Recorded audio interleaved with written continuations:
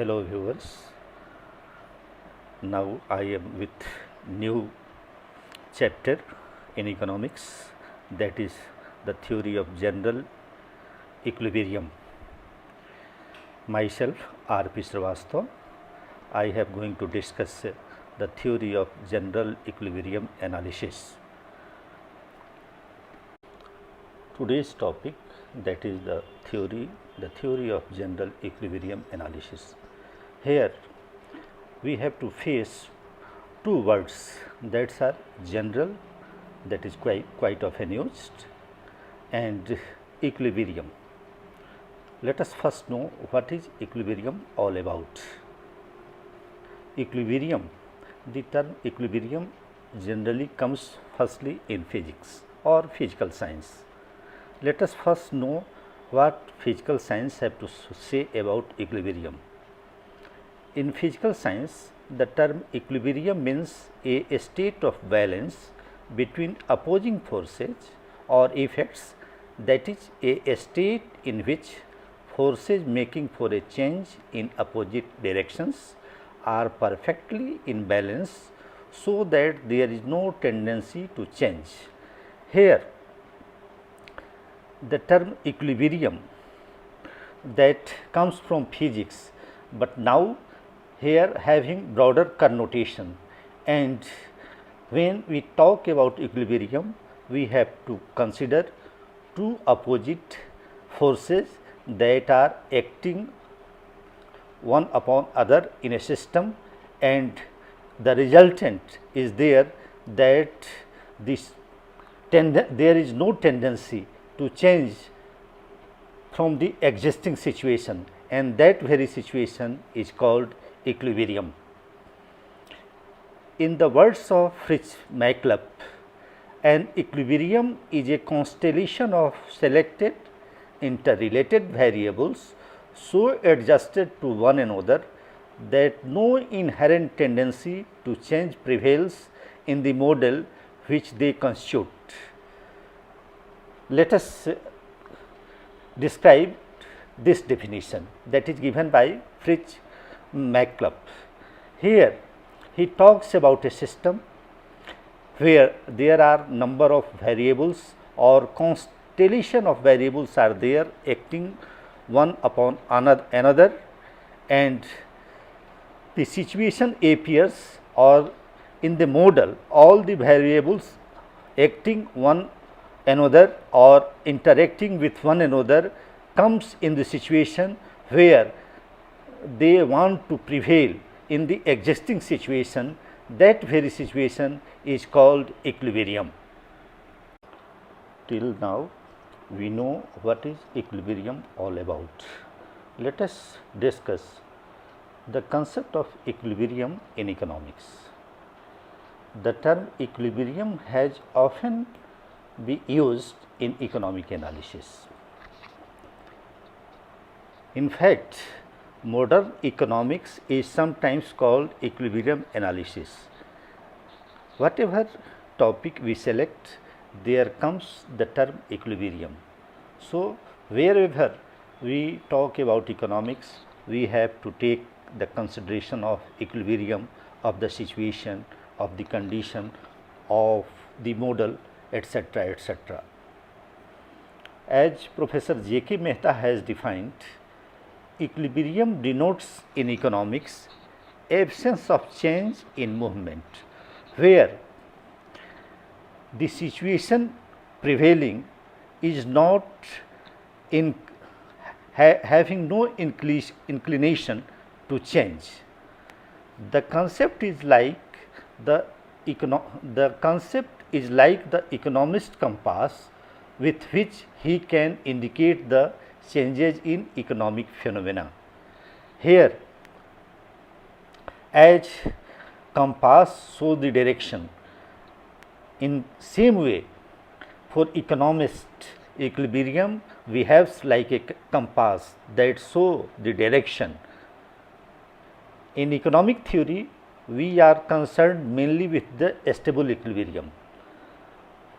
We always talk about a stable equilibrium value. but cases of neutral equilibrium value and unstable equilibrium value also may be there. As in case of physical science, when analyzing the situation of stability, we take the example of a kip that is put on its mouth sides, that is stable equilibrium. When turned slightly, that is unstable, and when we put just opposite, it can't be stable at all. So, in economics, the emphasis is always there to search stability or situation of stability in equilibrium, but there may be the situation where we are in condition to have a neutral equilibrium value that for the time being having different position from the stable value, but inclined to take the earlier situation of stability. But in case of unstable equilibrium value, that value is quite apart from the stable equilibrium value. Equilibrium may be analyzed in economics in various ways that are as follows. Economists talk about different types of equilibrium: unique equilibrium, multiple equilibrium, equilibrium of short term and long term, static and dynamic kind of equilibrium. So, static versus dynamic, long term versus short term, unique versus multiple, and partial equilibrium analysis and general equilibrium analysis. Here, the topic that is under consideration is the theory of general equilibrium analysis. So, before going to analyze the theory of general equilibrium analysis, it is quite natural to know the opposite view first, that is partial equilibrium analysis. Having an idea about partial equilibrium analysis, we are in position to discuss the theory of general equilibrium analysis in detail. Partial equilibrium analysis.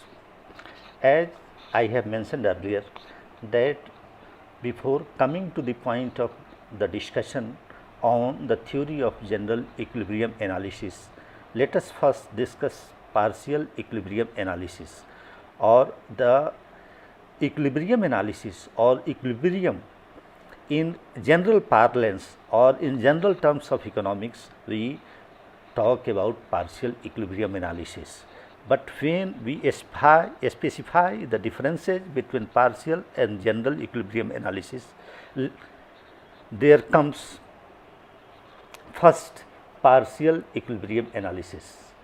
Partial equilibrium analysis is the study of behavior of individual decision making units in working of the individual markets when first viewed in isolation from the rest of the economy, and secondly with the object of determining the equilibrium position of these units.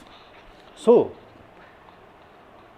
the emphasis in partial equilibrium analysis lies on the individual decision units and in a definite market, and that market is quite isolated from the rest of the economy, and secondly with the object of determining the equilibrium position of these units. So, too many variables are there, but in that condition we take out the important one, leaving rest aside, and determine the equilibrium or the condition of equilibrium due to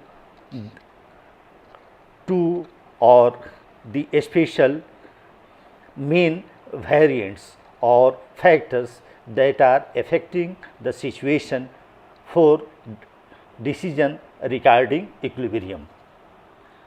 The equilibrium of a single consumer or producer, single firm or single industry are examples of partial equilibrium analysis.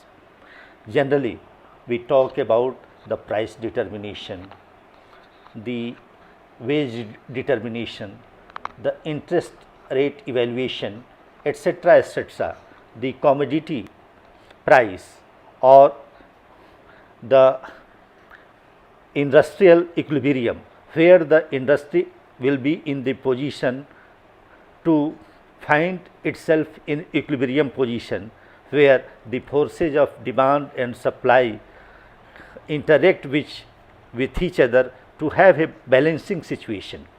So, all these are the examples of partial equilibrium analysis. It is thus a case of abstraction. So, when we talk about partial equilibrium analysis, we take out a abstract and a process of simplification that works by choosing a few variables. We can let others go which do not matter. There are so many variables are there, but amongst them we have select a few on the basis of which we are going to search the situation of equilibrium, leaving the rest aside. Otherwise, there comes the situation of conglomeration, where it will be quite uneasy to find the point of equilibrium. So, leaving other things without consideration, here we have to take care of only those variants which we are going to analyze, to count or to decide the equilibrium. So, the ceteris paribus, other things being equal or other things remaining the same, this is quite important when we go through partial equilibrium analysis. We suppose other things as it is.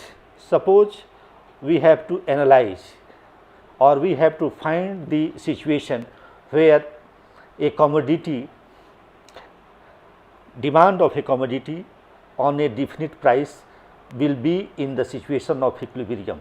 In that case, we suppose that the income of the consumer, the various factors affecting the producers are in ceteris paribus condition. So, we can't take the consideration of all those variants. In microeconomic analysis, we generally talk about partial equilibrium analysis. If truly said, microeconomic analysis is basically a partial equilibrium analysis. Having all the discussion about what is equilibrium, what are the different types of equilibrium in economic analysis, and lastly, what is partial equilibrium analysis. Now come to the main topic, that is general equilibrium analysis. General equilibrium analysis examines the interconnections that exist among all decision making units and markets and studies their behavior simultaneously with the object of working out the equilibrium position of all the decision making units and markets of the economy. Here, quite opposite to the partial equilibrium analysis, we, while deciding the equilibrium, while analyzing the equilibrium, examine the interconnection between different variables in the market. In different markets, acting or reacting upon the actions of one to the another comes into consideration, and then after that we come to the point of general equilibrium analysis. Here the focus is to decide the point of equilibrium about all the commodities within all the markets simultaneously. So, simultaneity is the main factor while going through general equilibrium analysis. The determinate solutions are found out by solving a system of simultaneous equations which include all the variables. Here multiple variables are there, multiplicity of markets are there, multiplicity of commodities like substitutes and complementary goods are there. They having their impact on one another, and so the situation of simultaneity appears. Then we frame different simultaneous equations, and through solving these simultaneous equation we reach at the level of general equilibrium, in which all the commodities having all the markets at a time will be in the position of equilibrium. Operationally speaking, general equilibrium exists only when supply equals demand in all the markets. So, we are talking about all the markets. There must be the equilibrium between demand and supply, that are the deciding forces, and for all kinds of goods, that may be for final products, that may be for intermediate products, or even all the factors of productions of the economy are in condition when we going to analyze the theory of general equilibrium analysis. As the price of every good, service and factor depends on the price of every other good, service and factor, a change in any price will affect every other price in the system.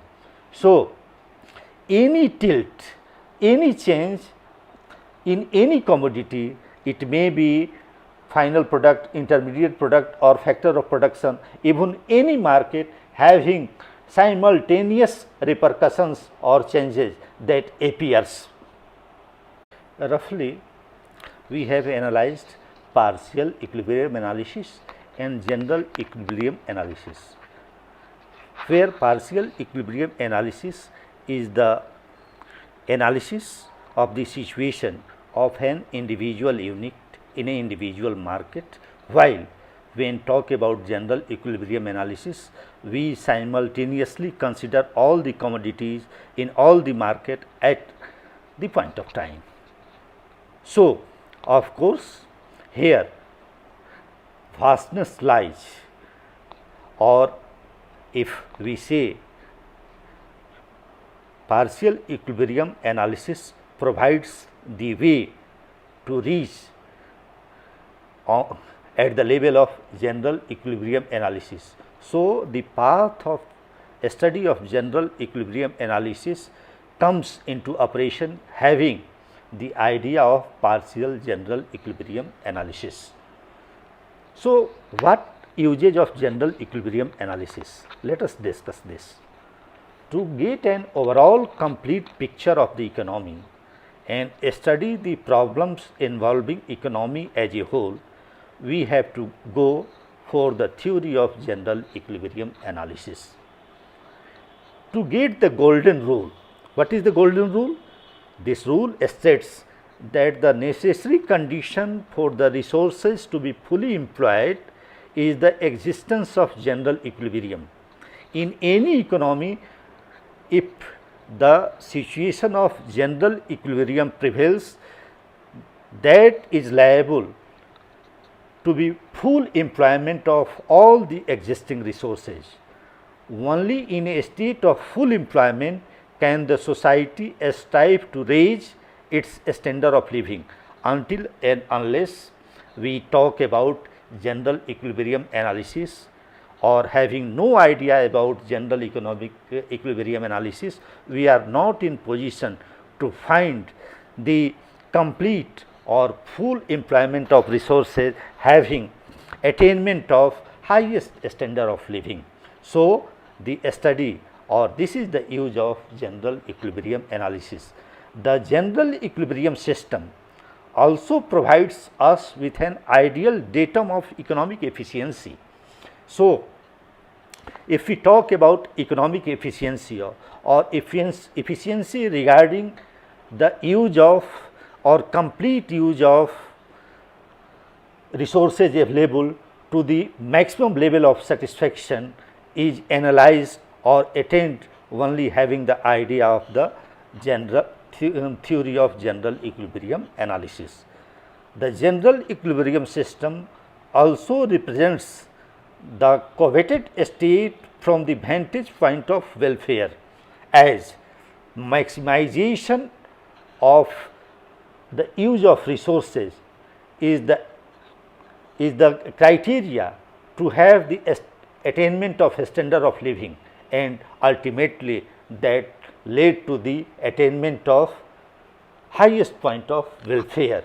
So, the usage of general equilibrium analysis is very much important in context of the standardization or complete use or getting the efficiency or reaching at the point of highest welfare.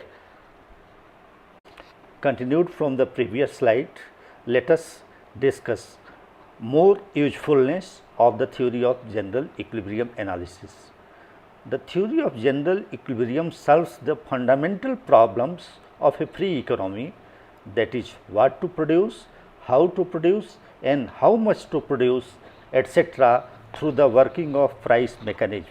As economics starts with the questions what to produce, how to produce, and how much to produce, these are the fundamental issues, or at least for a market economy the price mechanism plays the role, and it takes helps or the theory comes under consideration to reach to the answer of all these questions is the theory of general equilibrium analysis.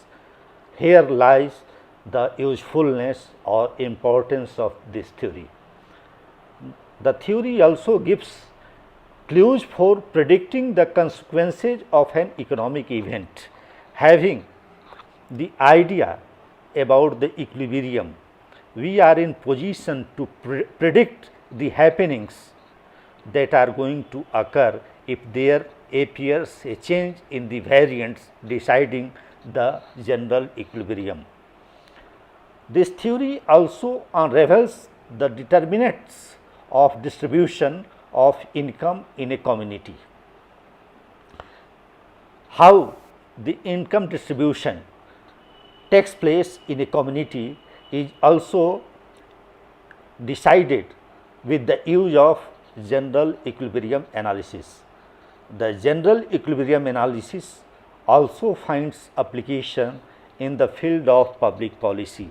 Various policy formulations are based on the idea of general equilibrium analysis. How much changes, if taken, can result to impacts over the society are analyzed or predicted on the basis of general equilibrium analysis, and that idea given by the general equilibrium analysis provides the idea to go for public policy. The practical application of general equilibrium analysis is in the input-output analysis. Later on, when we discuss about the different variants of the theory of general economic analysis, we are in position to practically apply the input output analysis to reach the level of general equilibrium. Let us discuss in this slide what are the limitations of general equilibrium analysis. It is essentially static, so it leaves apart the idea of dynamism, but in reality we can't ignore the idea of dynamism that is essential in economics. This is one of the limitations of general equilibrium analysis. It ignores leads and lags, for it considers everything to happen instantaneously. There always appears a time lag. If one change occurs at a point of time, the repercussions or the consequences or the happening then after that takes time. But in this analysis we never thought about it. We suppose that each and every event occurs instantaneously, but in real life that is not the case. Again, it involves astronomical volumes of calculations for estimating the various quantities and prices. In economics, we study about the point of equilibrium regarding quantity demanded, quantity supplied, or at the different level of prices. But if we take the scenario in which multiple commodities, prices and different markets are there, we have to analyze multiple simultaneous equation in simultaneity. That is a astronomical tasks that leads to a calculation jargon, and generally we find ourselves puzzled in way of solving all these calculations. The solutions attained may lie in the domain of imaginary numbers. No economic meaning can attach with it. There may appear the situation while analyzing the simultaneous equations to solving or to enriching at the level of finding point of equilibrium, we reach or our answer comes under the domain of imaginary number, but economics the imaginary number having no value at all. So, it fall flops there and its usefulness becomes nullified. The general equilibrium analysis is also found to flounder when the theoretical conclusions are juxtaposed with the empirical results. Here, the general equilibrium analysis provides the solution that is quite contrary, that comes in view when we go through empirical analysis. This situation of general equilibrium analysis is also puzzling one. Last but not the least, it falls to the ground as its star assumptions of perfect competition is contrary to the actual condition prevailing in the real world. The most important assumptions regarding analyzing or going through general equilibrium analysis to presume that always prevails the condition of perfect competition, but that is the condition in reality, and at that point the total usefulness comes at the level of failure, and this is the ultimate limitation of general equilibrium analysis. Now, a brief summary. Let us summarize all the discussion in this slide. This theory provides a bold attempt to view the numerous interdependencies of an economic system. As we know, economy is a quite complex thing, and so many commodities, prices, factors are there that have to be studied. So, the theory of general equilibrium analysis is a bold attempt to view the numerous interdependencies of an economic system.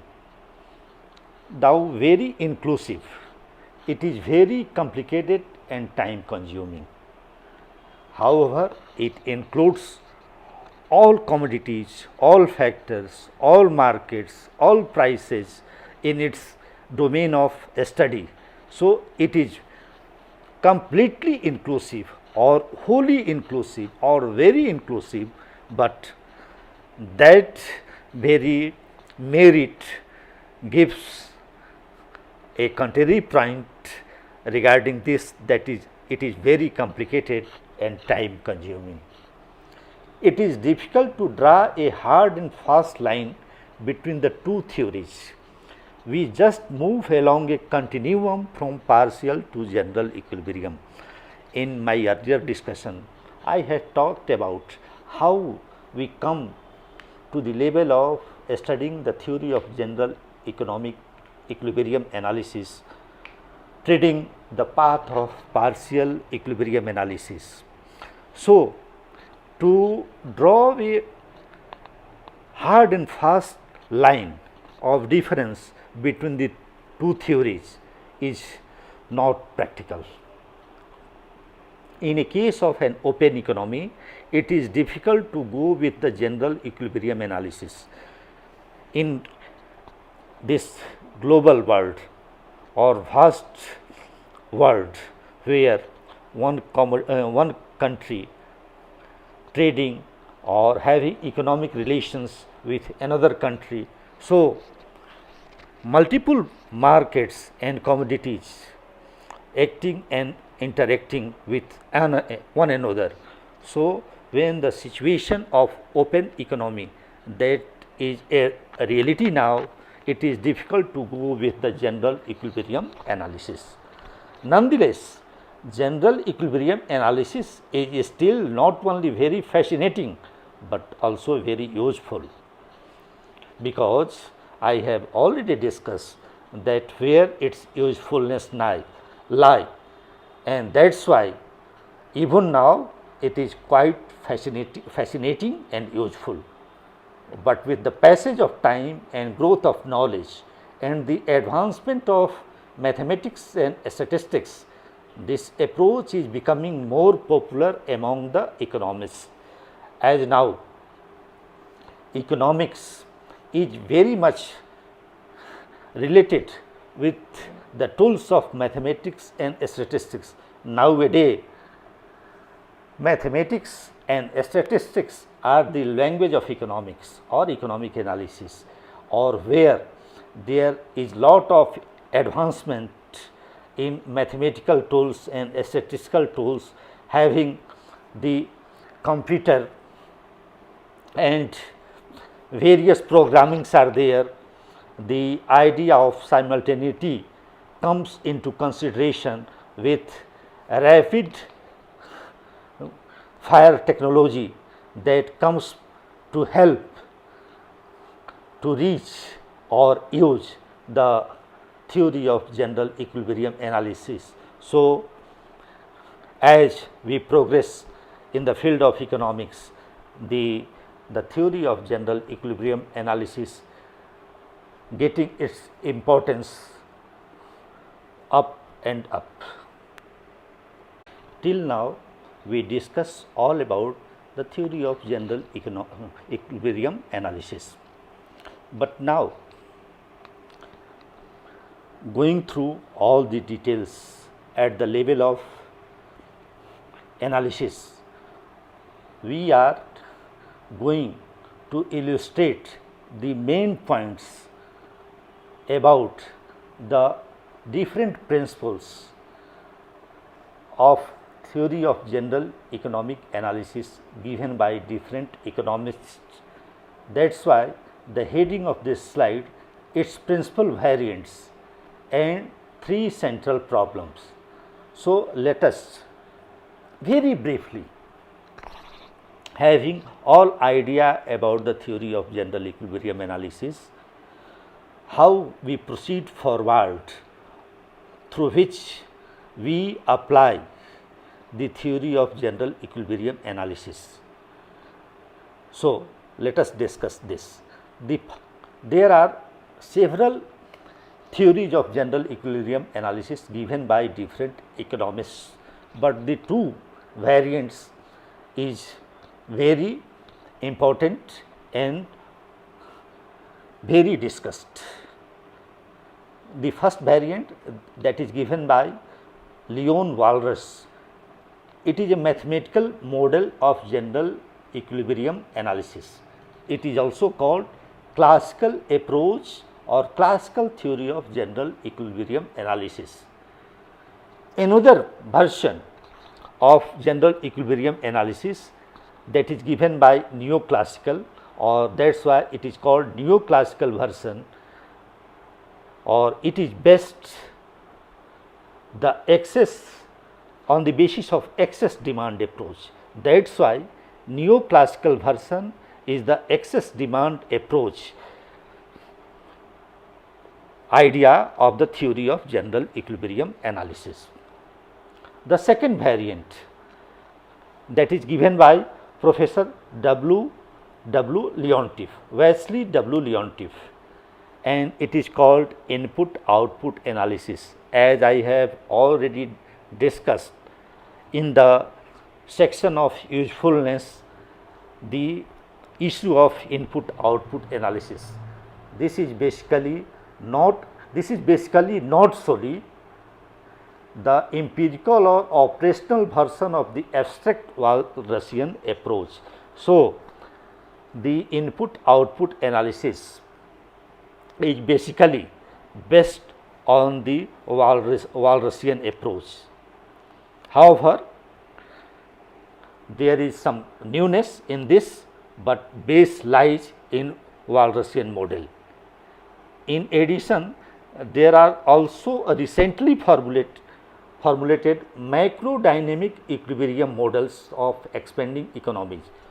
One of the limitations that I have discussed is its aesthetic nature, but now advancement led to devise various macrodynamic equilibrium models by expanding economies.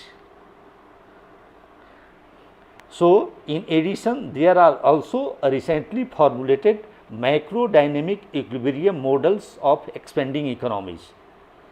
According to mathematical economists, the three central problems of general equilibrium theory. So, till now we discuss partial versus general, and what is general equilibrium analysis all about, what are its usefulness and where lies its limitation. But after all discussion, we are still fascinating with the idea of general equilibrium analysis, and we can't proceed in the field of economy having the tenets or the principles of the theory of general economic analysis. Day by day, we are going to come over the limitation, and in that context, the mathematical economists has devised macrodynamic equilibrium models. Here not micro, macrodynamic equilibrium, very much associated with the theory of general equilibrium analysis, and in this context, three central problems comes under discussion. So, these central problems are existence, that is condition which must be made for an equilibrium to exist. So, this analyzes the situations under which the equilibrium can exist. Second, uniqueness, that is identifying of circumstances under which the equilibrium is unique. Different circumstances are there under which uniqueness of equilibrium lies. And the third important central problem under discussion, that is stability, that is analysis of the stability of equilibrium. If we attain the level of equilibrium, how far it is going to be stable, that is the third central problem. So, having all idea about the theory of general equilibrium analysis, we have to study in detail Walrasian model or Walrasian mathematical model, that is also called classical. Secondly, neoclassical approach, that is excess demand approach. Later on, input output analysis, and then after that we have to discuss existence, uniqueness and stability provision. I will discuss all these things in my later preparations, that is the end of this video. Before completion of this lecture, I again repeating that I have just given the basic idea of the theory of general equilibrium analysis. Later on, that is discussed in my last slide about the matter that is to be studied in detail, that is Walrasian mathematical model or classical model, neoclassical model, that is excess demand approach.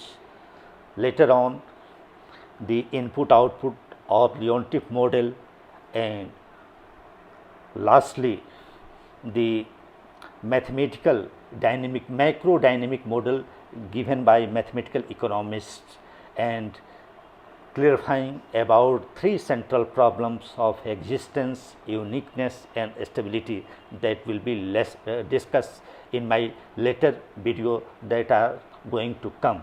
Thank you.